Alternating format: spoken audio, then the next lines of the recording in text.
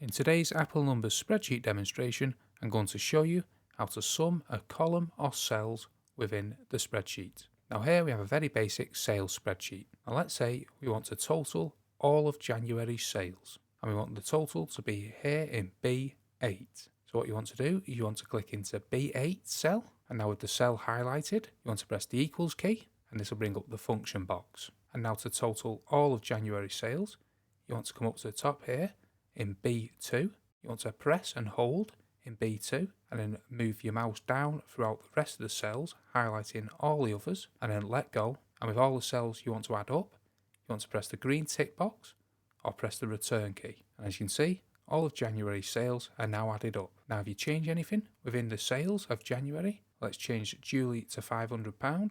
As you can see, the total auto updates. And let's take out Chris's January sales, and as you see, the total auto updates.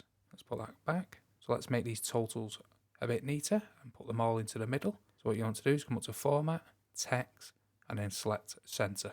But you do not have to sum up like we've just done there with every individual cell of each month. As you can see with B8 cell highlighted, you can see this little yellow tab. And then you want to click the little yellow tab and hold, and then drag into the rest of the spreadsheet. And now as you can see, each month has been totaled. And to check it, you can double click into the cell to bring up the function key. As you can see, this is all of February sales. So now let's say we wanted individual cells to be totaled. So we wanted the whole total of all the months. So what you could do, you could press the equals sum in E8. This will bring up the function box. And as you did before, you could highlight all of January sales. However, this time, if you see the little dot in the bottom right hand corner, you can click this and hold, and then drag throughout the rest of the spreadsheet, and then press the enter key, and then there is the total sales. Or you can do the same with the totals underneath.